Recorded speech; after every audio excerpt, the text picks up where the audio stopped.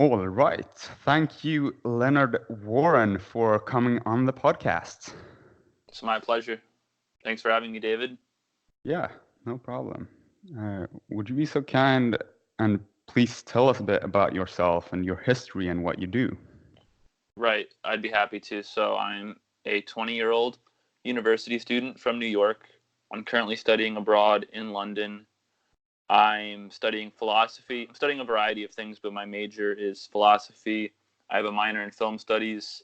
I've taken an interest in biohacking. I'm guessing that's the subject of your podcast.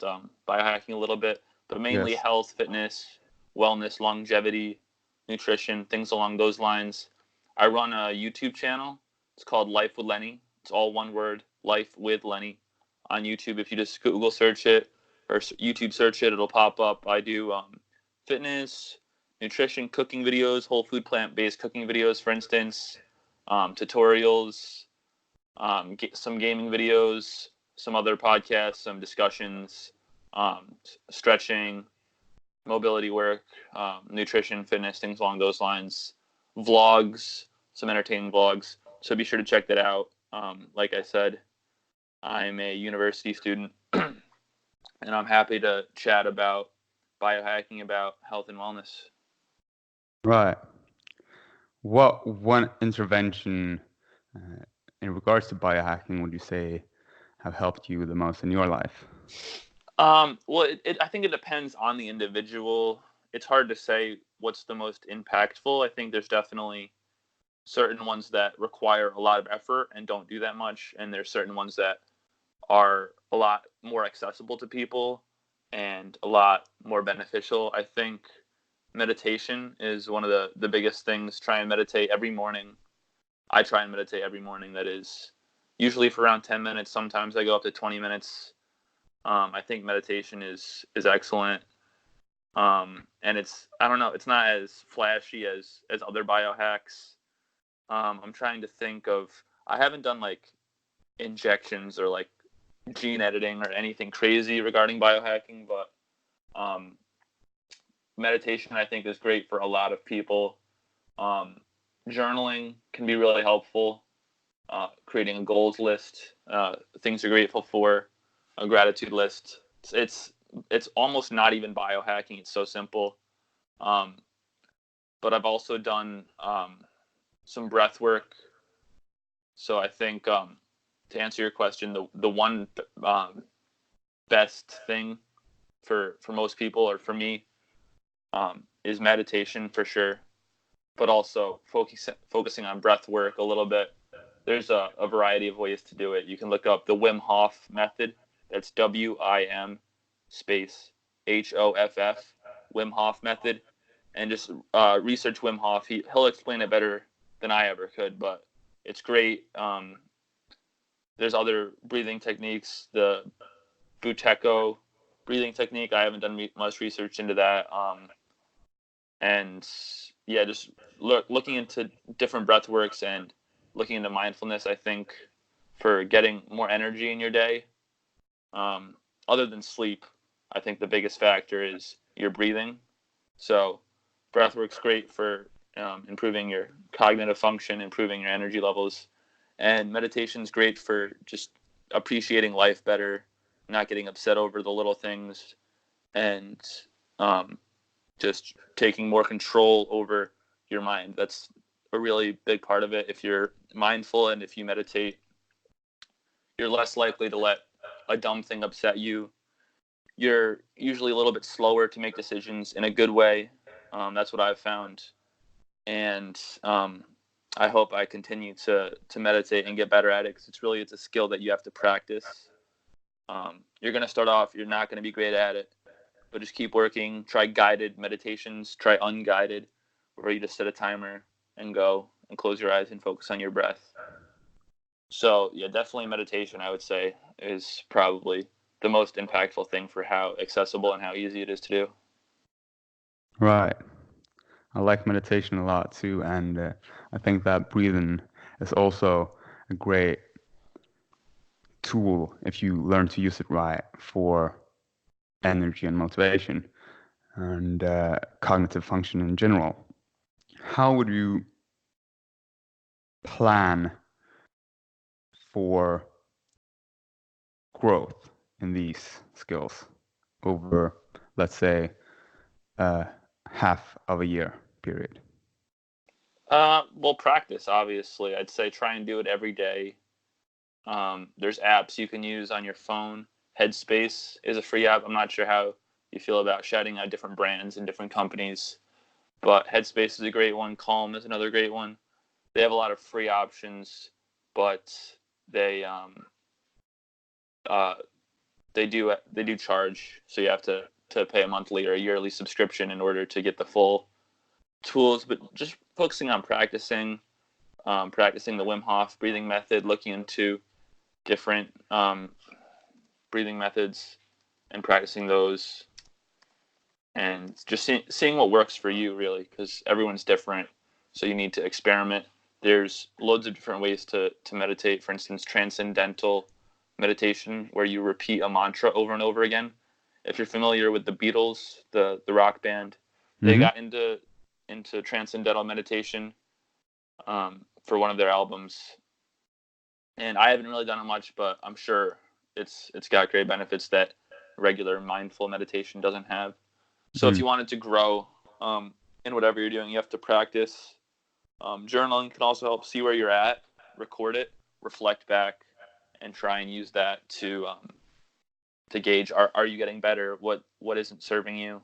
And start focusing on what is serving you and getting rid of thought patterns or mindsets or modalities that are limiting, and trying to focus on growth. And if you do that and you stick with it for 6 months, you could be in a completely different place than you are now. Right. And that brings me to the question, what are you doing currently?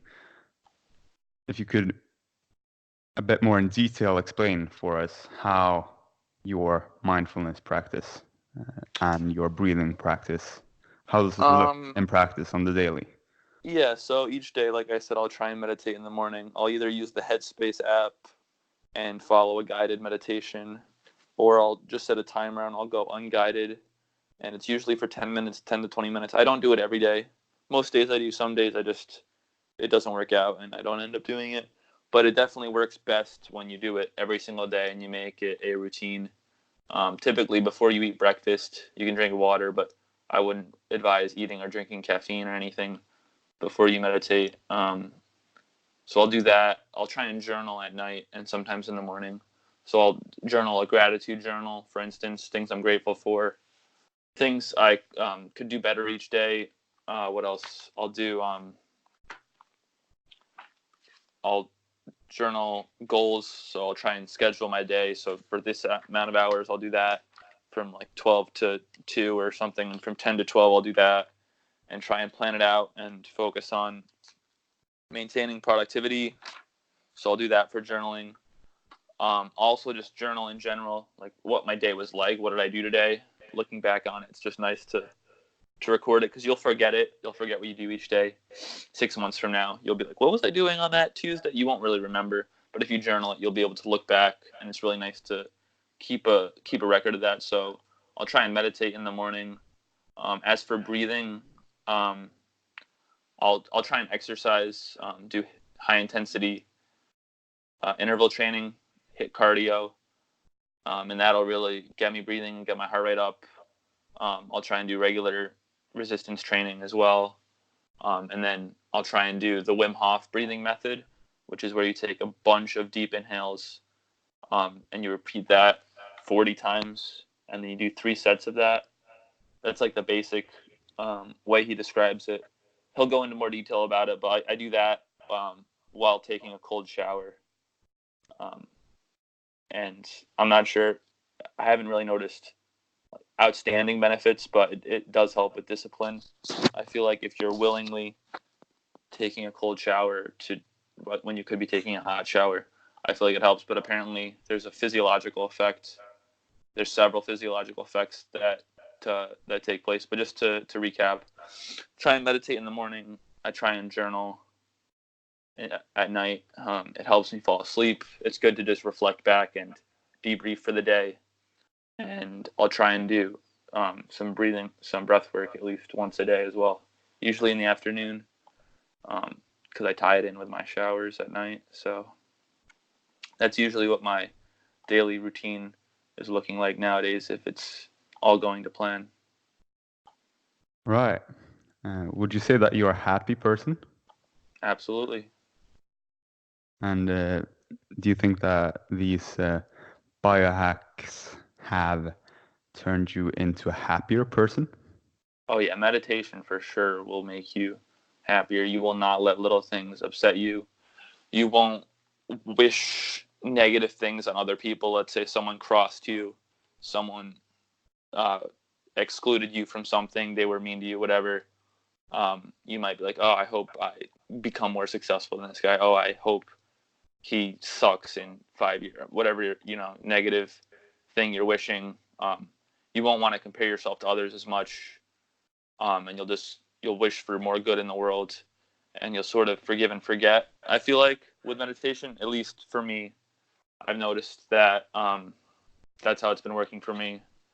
And yeah, I just try and focus on the positive things. Also, reading self-help books will really help you. There's this author, Dale Carnegie. I'll just spell it out. I think it's DalCarnegie. So Dale Carnegie, if you just Google his name, he's an American writer from the 1800s and 1900s.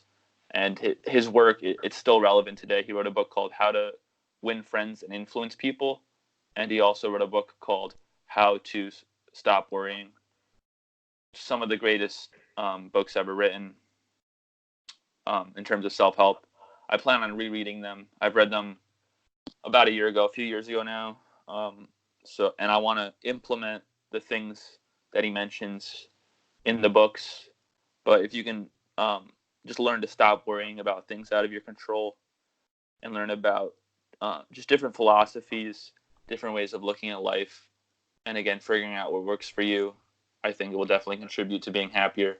But in terms of biohacking, or in terms of meditation, I should say, really, really great, as well as journaling. Journaling is pretty good too, in terms of making you happier and making you appreciate life a bit better. I think personally that being happy results in better cognitive performance. But are there any specific biohacks that have helped you more for cognitive performance specifically that are not meditation and journaling? Like I said, I haven't done much with supplements or with injections or anything super crazy, super biohacking, biohackers alley, quite like that. I've experimented with intermittent fasting. That definitely helps. Intermittent fasting as well as extended water fasts definitely can benefit people's mental clarity. Not everyone, and I'm not a doctor, so I'm not going to tell you to go and skip out on calories. But I think most people could probably just consume water for 16 to 18 hours out of your day, at least once, just to try it and see what it's like. It'll be tough at first, but again, you get used to it, and the routine aspect of it definitely helps with some aspects of your mind. It's hard to describe exactly how, and again, like I said, everyone's different, so it might not have the same benefit for you. But I just feel like for certain things, doing them fasted, doing them without eating calories, can be really beneficial. I used to always wake up and work out fasted, and then go to college, my morning classes, and then I would eat lunch around noon or 2 p.m. sometimes, and it was fine. It helped with my sleep schedule because if you routinize your life better, if you get up at the same time, go to bed at the same time, you'll get a better night's sleep. So if you take that one step further, eating at the same scheduled time each day will also help you get into a better routine. So you'll eat at the same time, you'll go to bed at the same time, you'll wake up at the same time, and your body will start to get used to it. So these things, they really do take weeks of consistency in order to start experiencing the benefits. But just to go back to your question about improving your happiness and improving your cognitive function other than meditation, intermittent fasting and extended water fasts periodically, I think, could be very beneficial to people. I've never tried a dry fast where you don't drink water, but I've heard those could be beneficial too. So definitely would recommend intermittent fasting to try. I'm not currently doing it just because when I did that in college, I actually ended up losing a little bit of weight, and I'm already quite thin. So now I just try and eat a big breakfast and try and get a lot of calories in early in my day, just to maintain my weight, and that's been working well for me. But in terms of sleep schedule, habits, and routines, I think intermittent fasting, it shouldn't just be looked at as a weight loss strategy. It's really, really useful for potentially anyone and everyone. Right, both for the time-saving aspect of it and for the cognitive function. Yeah, you save time. You could save money. You get more productivity in the morning if you skip breakfast. Yeah. You get a better night's sleep. So many benefits. Yeah, I like it a lot too. On another note, what is the university that you're going to, and what are you studying? I'm currently going to St. Lawrence University. I'm a junior. I'm in my third year. I'm studying abroad in London. Back when I was at St. Lawrence, I was studying philosophy. I'm a philosophy major. But in London, we're studying politics. We're studying architecture, London architecture, European architecture, theater. I'm studying theater because there's a lot of theater going on here. It's a great city for experiencing theater. I'm studying writing as well. I figured taking a writing course would tie in with writing for philosophy. But my major is philosophy and my minor is film studies. Again? My last one? film studies. Film studies. Yes. Okay. Would you say that you have any benefit from what you're studying in your university, in your trying to optimize your life through biohacking? I'm not sure.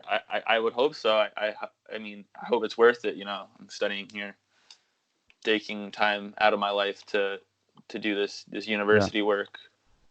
It's been fun studying philosophy, learning about different philosophers, different ways of looking at things, ethical theory, the philosophy of ethics. I've recently taken an interest in Buddhism and studying Buddhist philosophy. I'm not religious at all. I was raised Christian, but I'm not religious. But I definitely think there's a benefit to studying Buddhism, Zen Buddhism. I'm reading a book called The Nectar of Instruction. It's about Buddhism. It's pretty interesting so far, but I would say, I think learning about philosophy could definitely help you optimize your life. Also, learning about psychology would probably be another good one. Take at least some time to research that. If you have the opportunity to take a college course, that would probably be a good idea to learn more about the way the mind works, because that's what it all comes down to. Your whole life is seen through your mind. So you need to take some time to understand why things are the way they are. Yes, I agree with your points entirely, actually. And I want to go deeper into the topic of Buddhism. What about it is it that you are inspired by? Well, there's quite a bit to it. Buddhism is tied with meditation, obviously. There's also, I wish I had some notes, but there's, I think, what's called the 5 pillars of Buddhism, or the 5 something. They're a bit extreme. They're not for everyone to follow, but I can just quickly kind of summarize them. It's about getting closer to reality. So you don't consume any mind-altering substances, so no drinking. You never lie. You don't crave material possessions. You all, like I said, you never lie, so you always tell the truth. You focus on deeper meaning, not so much cravings or attachments. And I just think it's interesting to learn about that stuff. Again, I don't know if I will ever be able to take my life that far. It's pretty extreme. But learning about the ethics of it and about eating plant-based, not eating anything that comes from blood or from semen, not eating animals or having to kill animals, and living your life in an ethical way. That's why I'm interested in Buddhism. I think that beyond the religious aspects of it, I think there's a lot to it to focus on. I recently chatted with with a Holocaust survivor. Her name is Ruth Posner. You can Google her, and she's very interesting. Despite her past, she's very happy. She's a very upbeat, almost childish person. But she's an elderly lady. So I'll just spell out her name: RUTH space POSNER. And the reason I bring her up is because when I chatted with her, she talked about how she's recently taken an interest in Buddhism and Zen Buddhism and the benefits of meditation. And that even though she's not religious, she still likes learning about it and studying it. So I almost forgot what we were talking about. We were talking about philosophy, and then you mentioned Buddhism and Zen Buddhism. So I really don't know as much as I would like to know about it, but I just know that it seems to be something worth pursuing, worth learning about. Agreed on that point. Oh yeah, I have the 5 principles right here. Right. Abstinence from killing living beings. Abstention. Basically not doing this. So don't steal. Don't do sexual misconduct. No falsehoods, which I'm guessing means lying, and no intoxication. So, and then they have accompanying virtues. So if you just Google 5 precepts on Wikipedia, it'll tell you about the precept and the accompanying virtue that goes to it and how it relates to human rights. And I just stumbled upon this right now because I'm Googling it.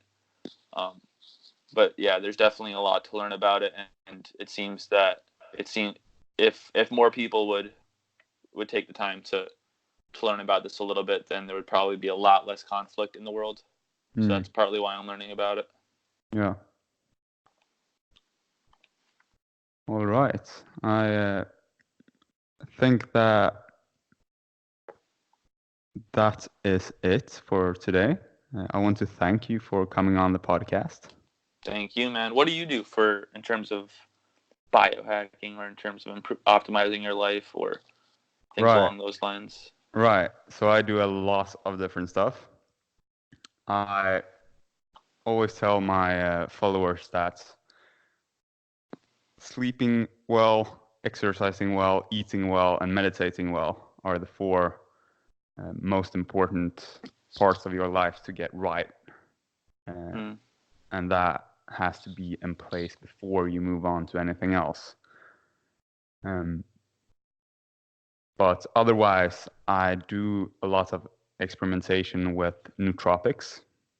Have you heard? Yeah? Yeah, they improves your brain, the way it works, I'm guessing. Something along those lines. Yeah. So they are essentially supplements, different substances that either protect your brain or are at least not damaging it in any way, and can enhance cognitive functions and mood. So I'm trying to figure out which ones work, which principles do you need to take into consideration for using nootropics safely, because this is very new. It's never been done before, really. Like very deliberate nootropic use. It's a philosophy in the making, right? Of how to do it. So that's what I'm up to, and that is what Nootralize is all about as well, trying to help people use nootropics safely and finding the right. Nootralize is your podcast? Yes, Nootralize is the podcast, and Nootralize is the blog and the company that is very new, but we are expanding every day. Great. Yes. What is your fitness routine or workouts like? Right. So I work out around 10 times a week, of which 4 are very low intensity, essentially just practicing the technique of some strength training movements just to get them perfect. But the other 6 sessions are 3 strength training sessions, 1 yoga session, and 1 high intensity interval training session, and 1 long distance running training session. Oh, wow. So you're really diverse with it. Yeah, I try to find diversity in it in order to really, I think that it is boosting your well-being to experience a lot of different stimuli. Right. So if you experience a lot of different things, it holds true for social interactions as well. If you experience the lives of other people, of varying people from different backgrounds, through talking to them, then you will have a deeper understanding of other people, and that is why I exercise in very many different ways in order to really get to know my body deeply and how I can use it efficiently to exercise well. Great. Yeah. Okay, well, before we close up, just to remind you guys, check out Life with Lenny on YouTube. It's all one word. Some great stuff on there if you want to know more about me or just see some great content. Be sure to check that out. And thank you for having me on your podcast, man. Right. Thank you. My pleasure.